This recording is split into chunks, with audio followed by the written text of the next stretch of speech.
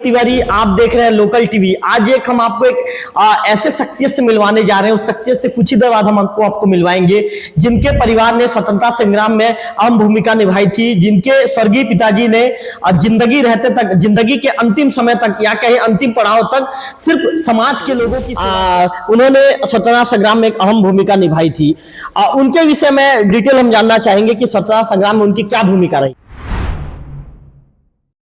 नमस्कार, मैं हूं रवि तिवारी, आप देख रहे हैं लोकल टीवी। आज हम आपको एक ऐसे शख्सियत से मिलवाने जा रहे हैं। उस शख्सियत से कुछ ही देर बाद हम आपको मिलवाएंगे जिनके परिवार ने स्वतंत्रता संग्राम में अहम भूमिका निभाई थी, जिनके स्वर्गीय पिताजी ने जिंदगी रहते तक, जिंदगी के अंतिम समय तक या कहीं अंतिम पड़ाव तक सिर्फ समाज के लोगों की सेवा किया था। समाज के हर तबके के लोगों के सेवा के लिए आगे आते थे और समाज के लोगों की सेवा के हमेशा समर्पित रहते थे। जहां भी उन्हें किसी भी समाज के लोग यदि उन्हें चीजों से अवगत करवाते थे तो तत्काल वो लोगों की सेवा के लिए आगे बढ़ जाते थे। उनके कदम तुरंत आगे निकल आते थे। हम बात कर रहे हैं स्वर्गीय राजेश पांडे जी की, और हम बात करने जा रहे हैं आज स्वर्गीय राजेश पांडे जी के पुत्र आशीष पांडे जी की। आशीष पांडे जी निवर्तमान, इससे पहले आशीष पांडे जी विधानसभा के, किसान कांग्रेस की विधानसभा के अध्यक्ष के तौर पर उन्होंने जिम्मेदारी संभाली थी। अब आशीष पांडे जी के कामकाज को देखते हुए संगठन ने उन पर ज्यादा भरोसा जताया है और वर्तमान में उन्हें जो किसान कांग्रेस के प्रदेश सचिव की जिम्मेदारी दी गई है। आशीष पांडे जी से तमाम सवालों को लेकर हम बातचीत करेंगे। पांडे जी, लोकल टीवी में स्वागत है आपका। धन्यवाद। पांडे जी, पहला सवाल, चूंकि जो आपके पर नाना थे, आपके स्वर्गीय पिताजी के जो नाना थे, उन्होंने स्वतंत्रता संग्राम में एक अहम भूमिका निभाई थी। उनके विषय में डिटेल हम जानना चाहेंगे कि स्वतंत्रता संग्राम में उनकी क्या भूमिका रही है। उनकी भूमिका रही, भारत छोड़ो आंदोलन में वो सक्रिय रूप से काम किए और गांधी जी के अंगरक्षक, वो 17 साल की एज में गांधी जी के अंगरक्षक रहे और गांधी जी के प्रिय भी रहे। वो बहुत सारी ऐसी बातें हैं जो नाना जी की है, जो मैं जानता हूँ, मेरे पिताजी के माध्यम से मेरे को जानकारी मिली थी। हमारे नाना जी को सख्त सज़ा हुई थी 6 माह की केंद्रीय जेल में, और जुर्माना भी हुआ था उनको, 200 रुपये का जुर्माना हुआ था। तो वो बोले कि मैं अंग्रेज़ों को क्यों दूँ, वो पैसा मेरे लोगों को, मेरे काम आए, मेरे लोगों को काम आए। तो नहीं देने से उनको अतिरिक्त 2 माह की और सज़ा हुई थी। पांडे जी, एक चीज़ मैं जानना चाहूँगा पांडे जी कि यदि हम बात करें तो जब आपके जो स्वर्गीय नाना जी, मतलब आपके पर नाना जी हैं जो स्वतंत्रता संग्राम सेनानी हैं, उनके मूर्ति के लोकार्पण के लिए आपने बहुत ज्यादा संघर्ष किया था। पांडे जी, हमने भी आपका संघर्ष देखा था। आपके स्वर्गीय पिताजी की अंतिम इच्छा थी कि उनके जिंदा, मतलब उनके जीवित रहते तक मूर्ति का लोकार्पण हो जाए, लेकिन ऐसा नहीं हो पाया और स्वर्गीय पिता के सपने को आपने पूरा किया। आखिर कितना ज्यादा संघर्ष रहा। तत्कालीन मुख्यमंत्री भूपेश बघेल जी खुद पहुंचे थे आपके कर्मठता को देख के। कहीं ना कहीं भेंट मुलाकात के दौरान जिस तरह से आपने और आपकी धर्मपत्नी जी ने उनसे जो तत्कालीन मुख्यमंत्री भूपेश बघेल जी से आग्रह किया था कि आप आइए और हमारी मूर्ति का, स्वर्गीय जो परनाना जी है उनकी मूर्ति का लोकार्पण कीजिए, मुख्यमंत्री जी ने भी समय दिया था। आखिर पांडे जी, समय कितना ज्यादा संघर्षशील रहा। आप लोग करीब 1.5 से 2 साल तक या 3 साल का भी समय रह गया, आप लगातार चक्कर लगाते रह गए। कितना ज्यादा संघर्ष करना पड़ा आपको मूर्ति का लोकार्पण करवाने के लिए? संघर्ष तो बहुत हुआ, संघर्ष, और मीडिया के माध्यम से मुझे बहुत सहयोग मिला और मीडिया के माध्यम से ही ये, मतलब अनावरण की जो बात है वो मुख्यमंत्री तक पहुंची। और मेरे एक मित्र हैं, उनके माध्यम से मैं मुख्यमंत्री जी से मिल पाया। ये बेबीलोन रायपुर में मैं गया और वहाँ पे मुख्यमंत्री जी को बताया कि ऐसी सी बात है सर, और आप देवभोग आ रहे हैं। तो वो मुझे आश्वासन दिए कि मेरा जब भी देवभोग आना होगा मैं बिल्कुल अनावरण करूँगा आपके नाना जी का। तो मैं वहाँ, मतलब बहुत खुशी हुई मुझे और मैं संतुष्ट था कि होगा। लेकिन जब सीएम साहब का आने का जब दौर आया तो उस टाइम प्रोटोकॉल में उसको कलेक्टर साहब से मैं बहुत बार गया, लेकिन बहुत सारी बातें हुई। बोले मूर्ति 1 करोड़ की होनी चाहिए, इस टाइप से मैं मतलब बहुत मानसिक तनाव में रहा हूँ उस बीच में। और मेहनत तो 1.5-2 साल का मेहनत लगा उसमें। और जैसे हमारे राष्ट्रीय नेता की एक बात मेरे को हमेशा प्रेरित करती है कि सच्चाई परेशान हो सकता है, हार नहीं सकता है। तो मैं उसी को अपना मन में हमेशा उस विचार को रखता था और मैं निरंतर कोशिश करते गया। मीडिया का भी मेरे को सहयोग मिला, लोगों का भी सहयोग मिला और आदरणीय भूपेश बघेल जी आके आनंद जी का अनावरण किए। मैं उनका दिल से आभारी हूँ। अपने पूरे जीवन मेरा समर्पित है उनके लिए। पांडे जी, एक सवाल आपसे ये भी पूछना चाहूंगा पांडे जी कि पापा के रहते तक, आपके पापा चूंकि एक समाज सेवी के रूप में आपके पापा ने काम किया, पापा के रहते तक तो आप कभी राजनीति में सक्रिय नहीं थे, लेकिन पापा के जाने के बाद आखिर आपके दिमाग में ऐसी क्या चीजें आई पांडे जी कि आप कांग्रेस की राजनीति में सक्रिय हो गए और आज आप बिल्कुल एक सक्रिय राजनीति कर रहे हैं? कहीं भी कोई भी कार्यक्रम हो या कहीं कोई विरोध प्रदर्शन हो, सरकार जब थी तो सरकार की योजनाओं को आपने जन जन तक पहुंचाया, लेकिन अब आप विपक्ष में हैं तो हमेशा विपक्ष में आप आंदोलन की भूमिका में भी आप हमेशा तैयार रहते हैं। आखिर कहाँ पे कौन सी चीजें आज आपके दिमाग में ऐसे क्लिक कर गई कि आपने सोचा कि नहीं, अब मुझे कांग्रेस पार्टी में आके राजनीति करना है? नहीं, एक्चुअल में कई लोगों को ऐसा लगता है कि मैं मतलब बीजेपी में था, जबकि मैं शुरू से कांग्रेस में हूँ। मैं जोगी जी के टाइम से राजू ब्रिगेड का ब्लॉक अध्यक्ष रहा हूँ और हमेशा कांग्रेस में रहा हूँ। हालांकि अपने काम को चलते हुए मैं सक्रिय रूप से नहीं आ पाया था। पापा के जाने के बाद मैं आया, लेकिन मैं अपनी पार्टी में ही था। मैं कभी बीजेपी में कभी नहीं गया हूँ। पांडे जी, हमने ये नहीं कहा कि आप बीजेपी में आप गए हैं, मैंने आपसे ये पूछा था क्या कि आपके राजनीति, सक्रिय राजनीति में आने का कारण क्या है, मैंने आपसे ये पूछा। सक्रिय राजनीति का आने का बहुत बड़ा कारण है, सुवेश हॉस्पिटल में मेरे पिताजी एडमिट थे और हफ्ते भर पहले ही मैं उनके जाने के मृत्यु के हफ्ते भर पहले गया था उनसे मिलने। तो वो मेरे को बोले कि बेटा सब एक काम मेरा नहीं हो पाया और मेरे को उसी का बहुत दुख है। और तो वो बोले कि नहीं बेटा दुख है, लेकिन इस काम को तू करेगा। तो मैं नाराज़ हुआ, मैं बोला आप ठीक हो जाइए, आप ही करेंगे, मैं ये सब काम कैसे कर पाऊँगा। तो वो बोले कि नहीं बेटा ये काम तो अब हम नहीं कर पाएंगे और तू करेगा, मेरे को भरोसा है, विश्वास है। तो वो चीज़ बार बार मेरे को वो चीज़ यादें आती थी, पिताजी की बात।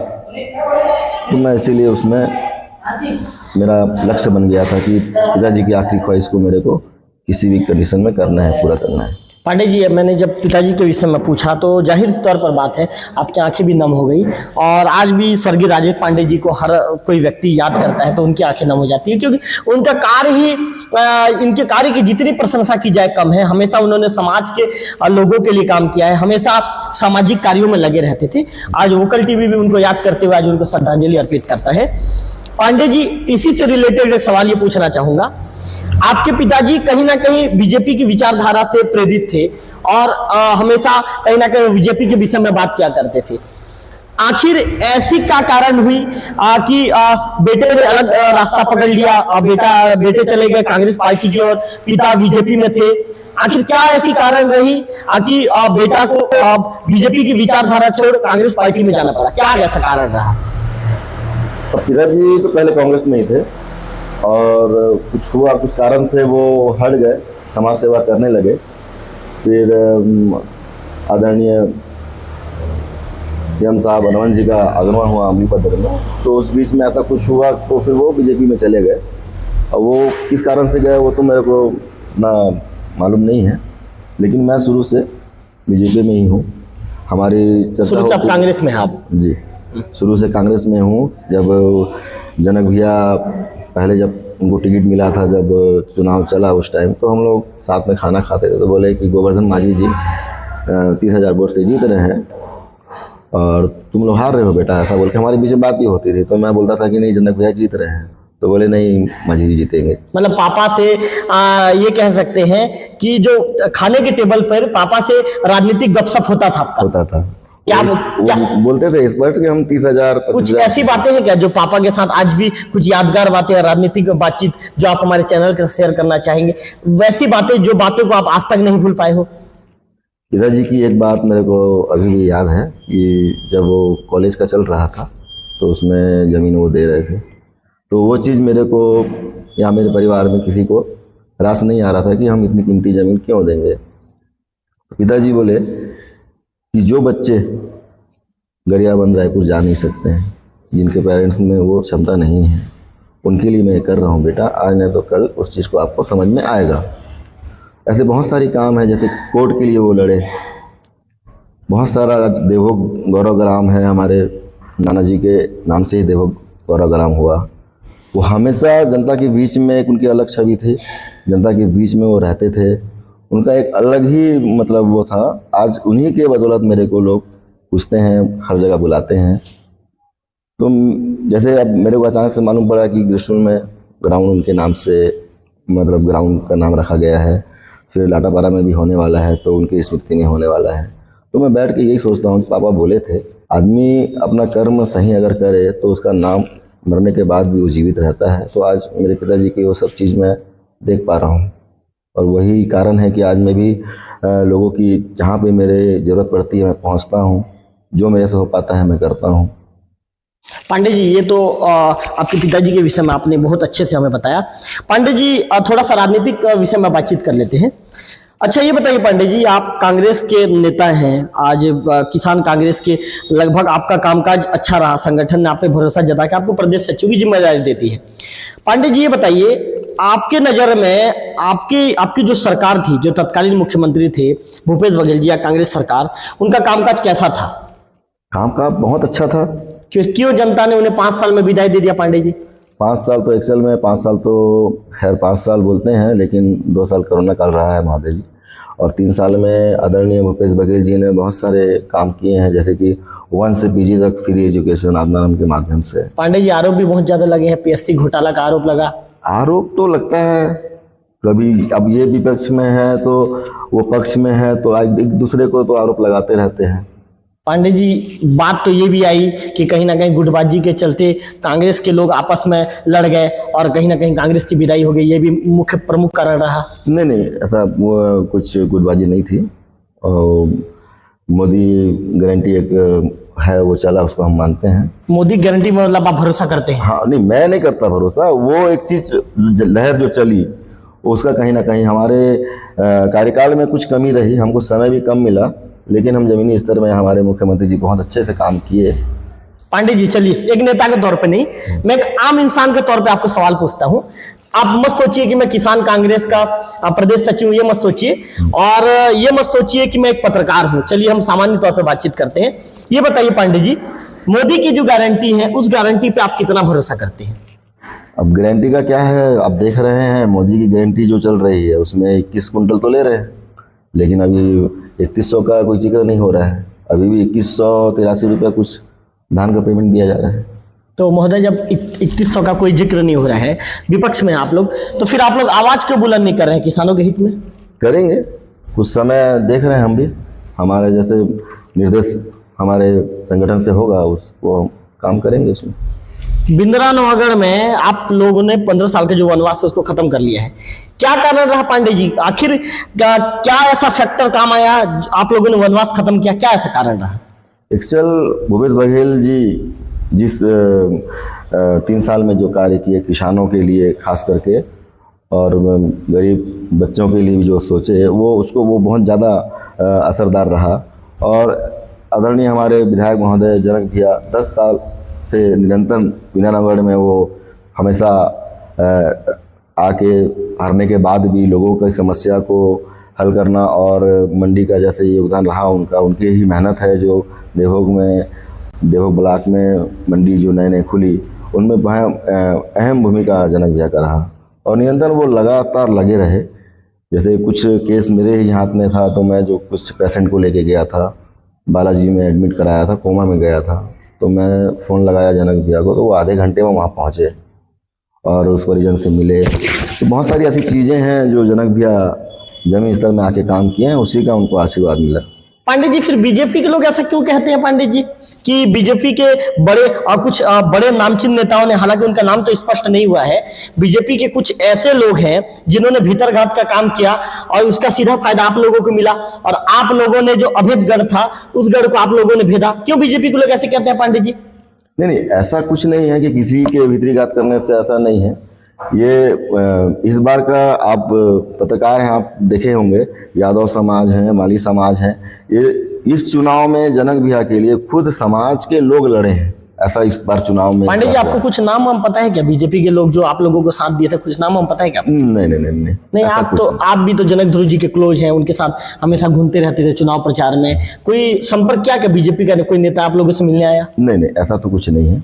हमने जमीनी स्तर में काम किया, लोगों की समस्या को देखा, उनके घर घर गए, हम लगातार मेहनत करते रहे और उसका फल मिला। पांडे जी आप लोगों के जीतने के बाद कोई बीजेपी के नेता आपको बधाई दिया क्या कि बधाई हो पांडे जी आप लोग जीत गए? देखिए, बीजेपी या कांग्रेस हो, विचारधारा की लड़ाई है ना, वो भी हमारे हैं, हम भी उनके हैं, विचारधारा की लड़ाई है। पांडे जी कोई बधाई दिया क्या, ये पूछ रहा हूँ मैं? बधाई हम भी उनको दिए, वो भी हमको दिए। कौन था बधाई देने में सबसे पहले बीजेपी में? बीजेपी में ऐसा अब किसी का पर्सनल नाम तो नहीं है। एक का नाम बता दीजिए जो सबसे पहले एकदम ज्यादा उत्सुक होकर बधाई दिया, पांडे जी बधाई हो आप लोगों ने सीट जीत लिया है।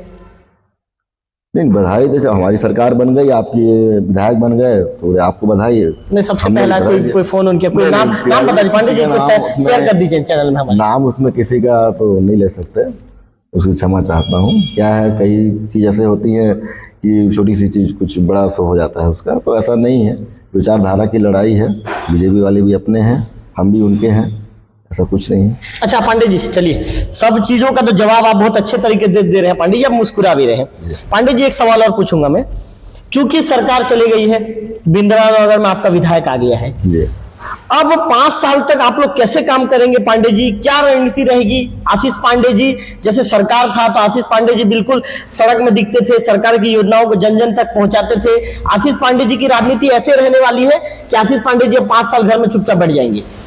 नहीं, हमारा विधायक है, साल में जो फंड विधायक फंड आएगा उसमें हम पूरा काम करेंगे। हमारा लक्ष्य अभी बिलाट जोर का है, तो उसको भी हम पहला हमारा टारगेट वही है। बिलाट जोल यदि नहीं बनता है, चूंकि आपकी सरकार तो नहीं है, नहीं बनता है, तो क्या उसके लिए आने वाले दिनों में कुछ आंदोलन वगैरह किया जाएगा? नहीं, बिल्कुल बनेगा। हमारी सरकार के टाइम में उसका हो चुका है, 1 करोड़ कुछ लाख का हो चुका है, सेक्शन हो गया है, उसका कुछ और बचा हुआ है, वो हो ही जाएगा वो। अच्छा पांडे जी आप तो खैर बहुत अनुभवी नेता हैं पांडे जी, आपको ना कुछ लोग राजनीति का चाणक्य भी कहते हैं, तो पांडे जी मैं एक सवाल आपसे ये पूछना चाहूंगा। पांडे जी ये कहा जाता है पांडे जी, जो सियासी गलियारों में चर्चा है, मैं कहीं भी जैसे खड़े होता हूं, कहीं भी बाजार में चर्चा ये होती है कि बिंद्रानगर में अभी भी नेताओं के बीच में जम नहीं रही है, आपस में नहीं जम रही है, गुटबाजी है। तो पांडे जी आप तो बिंद्रानगर के किसान कांग्रेस के विधानसभा अध्यक्ष थे चुनाव के समय, आपको तो पांडे जी 100% पता होगा कि किसके बीच में गुटबाजी है, थोड़ा सा इसको शेयर कर देंगे पांडे जी, इसको बता देंगे। नहीं, गुटबाजी ऐसा कुछ नहीं है। मेरे कुछ विचार है, किसी के और कुछ विचार है, आपस में बैठ के बात होता है, थोड़ा बहुत ऊपर नीचे 19-20 होता ही है। वो संगठन जो फैसला करता है उसको फॉलो किया जाता है, उसमें काम किया जाता है। पांडे जी आपके विधायक जी के जो आभार रैली था, उस आभार रैली में भी जो बिंद्रानगर के जो नामचीन नेता हैं, जो टिकट के दावेदार थे, वो नजर नहीं है पांडे जी, तो गुटबाजी तो है ना? नहीं, ऐसा नहीं है। किसानी का टाइम है अभी और समय कोई दे नहीं पाया, इसको आप ऐसा नहीं बोल सकते कि वो नहीं आए तो गुटबाजी है।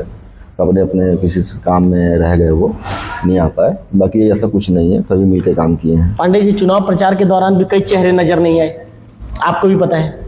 हाँ, कुछ लोग नहीं आ पाए। उस समय भी खेती किसानी बिजी थे क्या? खेती किसानी किसी का वही घरेलू मामला भी रहता है, बीमारियां जारी रहता है, तो आप कैसे बोल सकते हैं कि वो जानबूझ के नहीं आ रहे हैं? सबकी समस्या रहती है अपनी अपनी। पांडे जी मैं पत्रकार हूं, मैं आपसे सवाल पूछ रहा हूँ, नेता है आप तो जवाब देंगे ना पांडे जी? नहीं आ पाए उसी का बता रहा हूँ मैं, कोई रीजन रहा होगा उसमें, उसको गुटबाजी का रीजन आप नहीं बोल सकते ना। तो पांडे जी मतलब गुटबाजी कहीं कोई गुटबाजी नहीं, कोई गुटबाजी नहीं। आप लोग सब एक हैं? एक है, बिल्कुल एक। मतलब पांडे जी विधायक जी के साथ साथ अन्य जो टिकट के दावेदार थे सब में अच्छे से बन रही है? हाँ, वो हमारे हाईकमान का जो फैसला है उसको वो माने और सब मिलके काम किए। अच्छा पांडे जी एक चीज बताइए, आप तो सक्रिय राजनीति में हैं, जगह जगह जाते हैं, जगह जगह आपने चुनाव प्रचार भी किया है। भूपेन माझी जी को जो माली समाज से जो ब्लॉक अध्यक्ष बनाया गया था, उसका कितना ज्यादा असर चुनाव में देखने को मिला, हमारे दर्शक आपके मुंह से सुनना चाहेंगे। हमारे ब्लॉक अध्यक्ष जी को बहुत ज़्यादा असर हुआ, माली समाज में बहुत ज़्यादा उस चीज़ को हम मानते हैं कि वो बहुत अच्छा रहा, उनका अध्यक्ष बनाया, उसकी हमको फ़ायदा भी हुआ, हमारे विधायक बने, माली समाज का हमको पूरा सपोर्ट मिला। महोदय, ये भी सुनने में आया है कि पंडरा माली समाज के जो बड़े बड़े नाम हैं, माली समाज के जो बड़े बड़े पदाधिकारी हैं, उन्होंने भी अंदर के रास्ते से कहीं ना कहीं कांग्रेस को सपोर्ट किया, कांग्रेस प्रत्याशी को सपोर्ट किया, जिसका खामियाजा बीजेपी को भुगतना पड़ा, कांग्रेस की जीत हो गई। इस तरह की खबर हमारे पास भी है। आशीष पांडे जी के पास क्या खबर है? नहीं, जैसे पहले मैं बताया, यादव समाज है, माली समाज है। इस बार जनक भैया अकेले नहीं लड़े हैं, पूरे समाज के लोग लड़े हैं इस चुनाव को। और सभी पूरे जनता में हम जहाँ जहाँ जाते थे वहाँ दिल से काम किया गया है। कुछ लोगों तो अपना खुद का पैसा लगा के प्रचार में लगे। तो एक तरह से एक लहर थी जनक भैया की, जो 10 साल जो उन्होंने मेहनत किया उसका आशीर्वाद भरपूर मिला उनको और वो जीते। महोदय, चूंकि आप किसान प्रकोष्ठ के प्रदेश सचिव वर्तमान में हैं, पहले आप विधानसभा अध्यक्ष थे, तो जब किसान प्रकोष्ठ से हैं तो किसानों के विषय में आपसे सवाल पूछना बनता भी है। पांडे जी, ये बताइए, आखिर आप लोगों ने कहा कि हम धान का 3200 रुपए देंगे, आप लोगों ने जो एक दीपावली के समय गृह लक्ष्मी योजना आप लोग लेकर आए, आप लोगों ने कहा 15,000 रुपए देंगे, बीजेपी ने कहा हम 3100 रुपए देंगे। आखिर ऐसा क्या कारण रहा पांडे जी कि छत्तीसगढ़ की जनता ने बीजेपी को दिल खोलकर सपोर्ट कर दिया और बीजेपी पूर्ण बहुमत के साथ सत्ता में आई, आपका 3200 रुपए भी काम ना आ पाया? क्या कारण रहा? किसानों ने क्यों आप पे भरोसा नहीं जताया? नहीं, अब उसमें मैं जैसे बताया था आपको, आदरणीय भूपेश बघेल जी को बहुत कम समय मिला था, हाँ। और उस कम समय में आप देखेंगे वो बहुत सारी अच्छी अच्छी योजनाओं को उन्होंने जमीन स्तर में काम किया है। वो एक किसान है तो किसानों को तो खास करके किसान की समस्या को भली भांति वो जानते हैं और वो किसान के हित में बहुत सारे फैसले लिए। महोदय, कितना साल का समय मिला उनको? मेरे हिसाब से 3 साल। मतलब पूरा 5 साल का समय मिलता तो आप लोग 15 साल सत्ता में बरकरार रहते। नहीं, जो 3 साल में आप एवरेज निकालेंगे, भूपेश बघेल की सरकार जो 3 साल में की है वो रमन सरकार 15 साल में नहीं कर पाई है जो हमारे सरकार की है। महोदय, आप लोगों के ऊपर आरोप भी तो बहुत ज्यादा लगा। आरोप प्रत्यारोप लगते रहते हैं, हम लगाएंगे वो लगाएंगे, ये तो चलते रहता है, राजनीति यही है। आपके सरकार के ऊपर जो आरोप लगे थे, बड़े बड़े आरोप लगे थे, उसको लेकर पांडे जी क्या कहना चाहेंगे? बड़े बड़े आरोप तो बीजेपी में भी लगे हैं, अब उसको तो आप भी जानते हैं। तो आरोप लगते रहता है। जमीनी स्तर पे हमारे से कुछ कमी हुई है, हम उसको मानते हैं कि जनता जो फैसला की उसको हम स्वीकार भी करते हैं। कहीं ना कहीं हमसे कुछ गलती हुई है, उसका खामियाजा हमको हमारी सरकार नहीं बन पाई। दुखी हैं आप? बिल्कुल, दुख तो होगा, लेकिन खुशी भी यही है कि रिटर्न हम आएंगे, हमारे भूपेश काका आएंगे। कितने साल बाद रिटायर आएंगे? 15 साल, 20 साल? अब 5 साल बस, पक्का? यही 5 साल, पक्का? 3 साल में भी हो जाए। पक्का कॉन्फिडेंस है आपको? बिल्कुल, 100%। विपक्ष की भूमिका ठीक ठाक निभाएंगे आप लोग? बिल्कुल निभाएंगे, मजबूती के साथ ना? बिल्कुल बिल्कुल। देवभोग में भी लोगों की समस्याओं के साथ खड़े रहेंगे, लोगों की जनता की समस्याओं को दूर करने के लिए? जी जी बिल्कुल। पांडे जी, जो युवा अभी राजनीति में जुड़ रहे हैं या राजनीति करने आ रहे हैं नए युवा, उनको आशीष पांडे जी क्या मैसेज देना चाहेंगे? मैं नए युवाओं को यही बोलूँगा कि आप जमीनी स्तर में काम करिए, जिसको आपकी ज़रूरत है आप उसके लिए जो कर सकते हो आप बिल्कुल करिए। ना रात देखिए ना दिन देखिए, सेवा करिए, सेवा भाव से आप काम करिए। चाहे ऐसा नहीं है कि अगर कोई बीजेपी का है तो उसके लिए नहीं करना है, वो जनता का सेवा करना है, जनता के बीच में रहना है। पापा ने, आपके स्वर्गीय पिताजी ने जो ऋषिजन था, ऋषिजन को पर्यटन स्थल बनाने के लिए कई तरह का पत्र व्यवहार किया था, कई नेताओं से मिले थे, कई मंत्री से मिले थे, तत्कालीन जो मुख्यमंत्री डॉक्टर रमन सिंह से भी उन्होंने कई बार मांग की थी। पापा का जो सपना था, आपके स्वर्गीय पिताजी का सपना पूरा नहीं हो पाया। स्वर्गीय पिताजी के सपने को लेकर जो उनके जो सपना जो बीच में अधूरा रह गया है, उस अधूरे सपने को पूरा करने के लिए आशीष पांडे जी ऋषिजन को लेकर क्या कदम उठाने वाले हैं? उसके लिए जो कुछ जो कारण है, जो रुका है या फंड की समस्या है, जो भी है, अभी वर्तमान मुख्यमंत्री जी से उस विषय में हम जाएंगे, बात रखेंगे अपनी। आपकी सरकार रहते वो काम नहीं हो पाया? नहीं, हमारी सरकार नहीं, मुख्यमंत्री सबका है। नहीं, मेरा कहना ये पांडे जी, मैंने ये पूछा, आपकी जब कांग्रेस की सरकार थी तो उस दौरान क्या आप लोगों ने उस ऋषिजन को पर्यटन स्थल बनाने के लिए मांग पर गंभीरता आप लोगों ने नहीं दिखाई? नहीं, जैसे आपको बताया मैं, समय बहुत कम था, है ना, तो बहुत सारी चीज़ें हैं। हम लोग 15 साल बीजेपी रहे, उसके बाद हम लोग को मिला जो समय मिला 3 साल का मिला, तो समय के अभाव से। अच्छा, एक अंतिम सवाल पांडे जी, पांडे जी ये बताइए, जनक ध्रुव जी जीत कर विधायक बन गए हैं, उनके जीत के पीछे की रणनीति क्या रही? आखिर जनक ध्रुव जी ने कैसे जीत दर्ज किया? पांडे जी क्या मानते हैं? जनक भैया की अलग उनकी खुद की छवि, वो जो हारने के बाद वो 10 साल निरंतर लगातार विद्यानगर में सक्रिय रूप से रहे, बहुत सारे काम उन्होंने किया, जहाँ पे उनकी ज़रूरत थी वहाँ पहुँचे। वो तो छोटे छोटे कामों में उनको जहाँ भी बुलाया गया वो बगादा रहे, पूरा समय दिया उन्होंने जनता की सेवा में, उसी का आशीर्वाद फल मिला उनको, यही तो ये थे जो विधानसभा के वर्तमान में प्रदेश सचिव, किसान कांग्रेस के प्रदेश सचिव आप आशीष पांडे जी। आशीष पांडे जी ने तमाम सवालों को लेकर बातचीत किया। उन्होंने जनक ध्रुव जी के जीत को लेकर भी क्या रणनीति रही उसको ही बताया। पांडे जी से कई सवालों को लेकर हमने बातचीत किया। ऐसे में आशीष पांडे जी का इंटरव्यू देखने के लिए आप लोकल टीवी को सब्सक्राइब कर दीजिए, ताकि सबसे पहले ये जो इंटरव्यू आपके मोबाइल में मिल सके। कैमरा पर्सन विक्की के साथ रविकांत तिवारी, लोकल टीवी, देवभोग।